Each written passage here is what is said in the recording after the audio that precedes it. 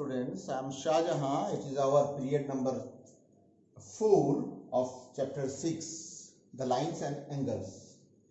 इसमें हमने देखा था फर्स्ट पीरियड में हमने कुछ थ्योरम्स एंड कुछ एक्सियोम्स को एक्सप्लेन किया था. उसी को मैं और कुछ पीरियड नंबर 3 में हमने कुछ डिस्कशन किया है.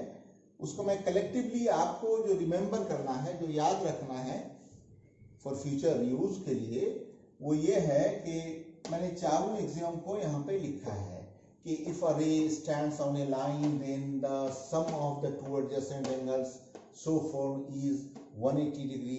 कल हमने देखा था वो लिनियर पेयर कैसे फॉर्म होता है, और जब 180 डिग्री का दो एडजेसेंट एंगल बनता है तो वो दोनों एंगल्स में के जो नॉन कॉमन आर्म्स होते हैं वो कैसे एक लाइन को फॉर्म करते हैं. कल हमने ये प्रैक्टिकली देखा था, उसमें कुछ सम्स भी हम लोग बनाए हैं. And third axiom is if a transversal intersects two parallel lines then each pair of corresponding angle is equal. Third period में आपने देखा है कि जब कोई ट्रांसवर्सल किसी दो पैरेलल लाइन को इंटरसेक्ट करता है टू डिफरेंट पॉइंट्स पे, तो कॉरेस्पॉन्डिंग एंगल्स जो होते हैं उनके इक्वल होते हैं. ये एक एक्सियम है. Axioms are basically the facts which need not to be proved. ये ऐसी कथन है जिनको प्रूफ करने की हमें जरूरत नहीं होती, इसे हम मान लेते हैं. उसी तरह से कि इफ अ ट्रांसवर्सल, इसका 3 का वाइस वर्सा, ये 4th है, फर्स्ट का 2nd है कि इफ ये transversal intersect two parallel lines then each pair of corresponding angle is equal. और अगर if a transversal intersects two lines, दो लाइन को एक ट्रांसवर्सल इंटरसेक्ट करता है, इस तरह से करता है कि such that a pair of corresponding angle is here. एक पेयर, कोई ट्रांसवर्सल दो लाइन को इंटरसेक्ट करेगा, और उस परिस्थिति में अगर कोई भी पेयर ऑफ एक pair at least corresponding angle equal होगा, तो वो दोनों जो गिवन लाइंस होंगे वो पैरेलल होंगे. ओके. और फॉर फ्यूचर यूज आज हम लोग फिर कुछ थ्योरम्स को स्टडी करेंगे एलैबोरेटेडली. ओके.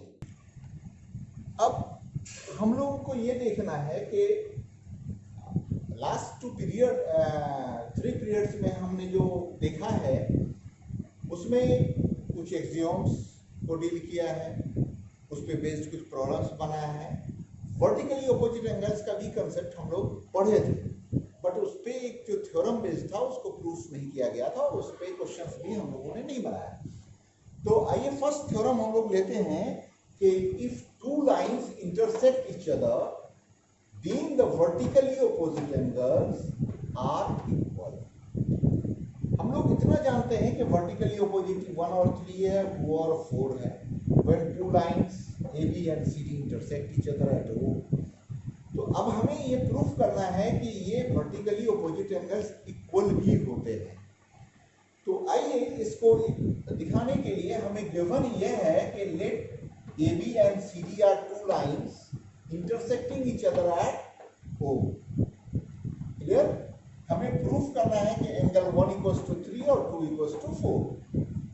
आइए देखते हैं कि AB एक लाइन है, इस लाइन पे OC एक रे है जो स्टैंड करता है.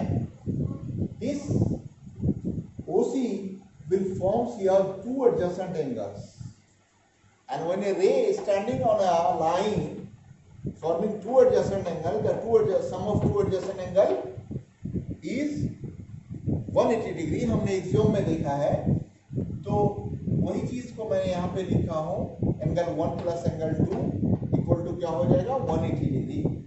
ठीक उसी तरह से थोड़ा सा लैंग्वेज को चेंज करके यहाँ लिखा है कि वो भी stands on the line CD. वो भी मेरा एक रे है जो स्टैंड करता है CD पे, तो 2 प्लस 3 का सम, ये भी दोनों एडजेसेंट एंगल होगा, और ये दोनों एडजेसेंट एंगल का सम भी यहाँ 180 डिग्री होगा. तो इस तरह से इस दोनों इक्वेशन के, इक्वेशन 1 और इक्वेशन 2 के RHS पार्ट में 180 डिग्री है. तो इस 180 डिग्री होने की वजह से RHS इक्वल है, तो इनका LHS भी इक्वल होगा. दैट्स व्हाई हम हमने इसके LHS को इक्वेट कर दिया, यानी angle 1 plus angle 2 equals to angle 2 plus angle 3। अब both the sides angle 2 common है, इसलिए ये दोनों एक दूसरे को कैंसिल कर देगा। इस इक्वेशन में अगर ये देखा जाए तो ये 2 और ये 2 कैंसिल कर रहा है एक दूसरे को, तो कैंसिल करने के बाद ये 1 इक्वल्स टू 3 हो जाएगा।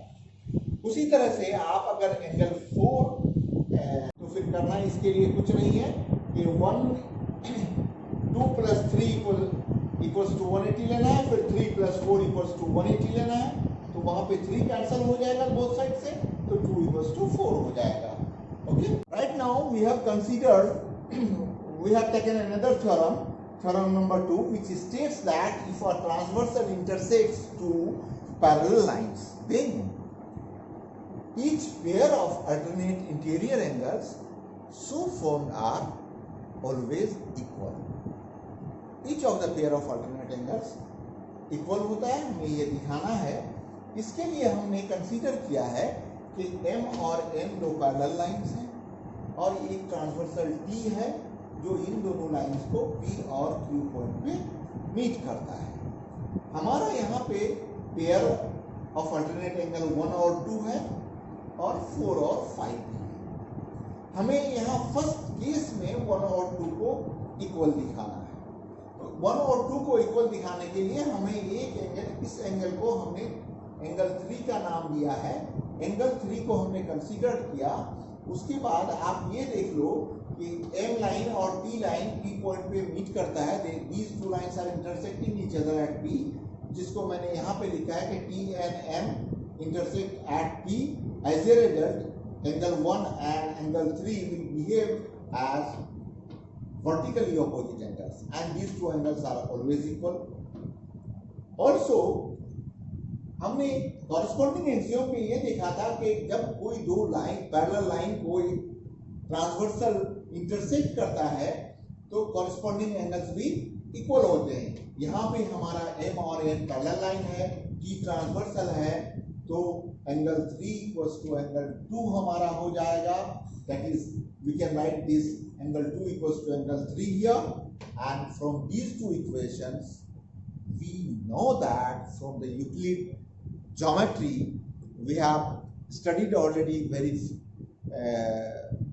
theorems, axioms in which we have studied that equals are always equal.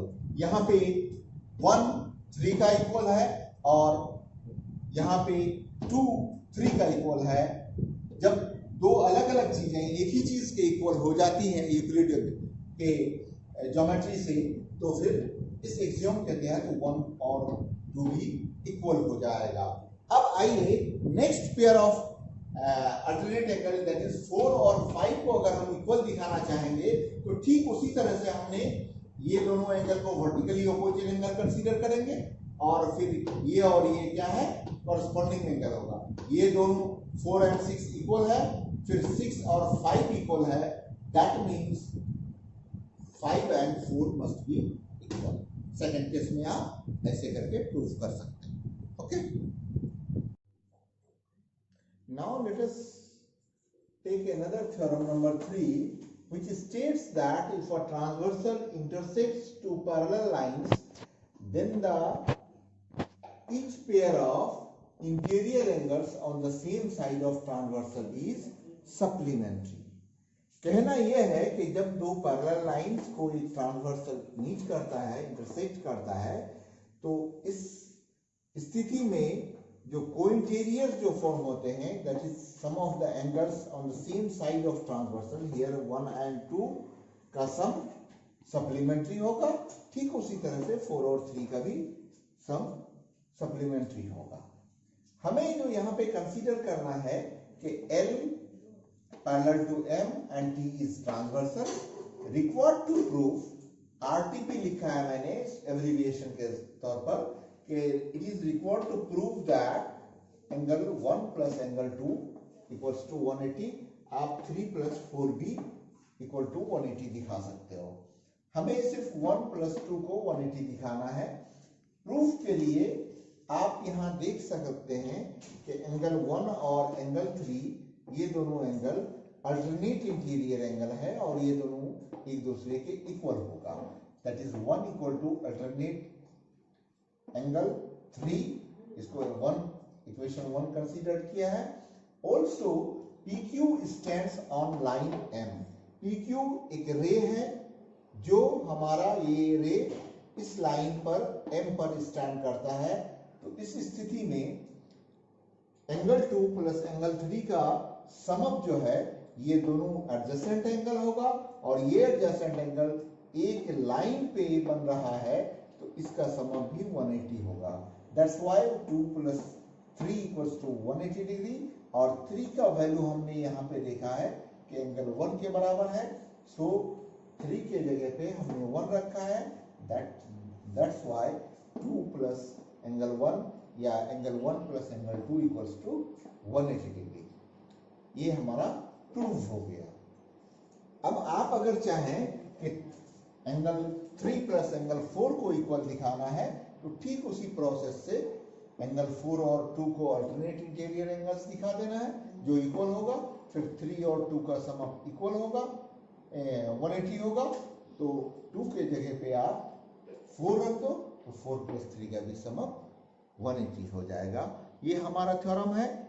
Besides this, you all need to also look into the converse of all these theorems, whatever we have studied till now, and please go through all the theorems with different ways of proving at your home, and you can prove every theorem by another way, by another means. So remember all the axioms and theorems. These will be very helpful in dealing with the geometry.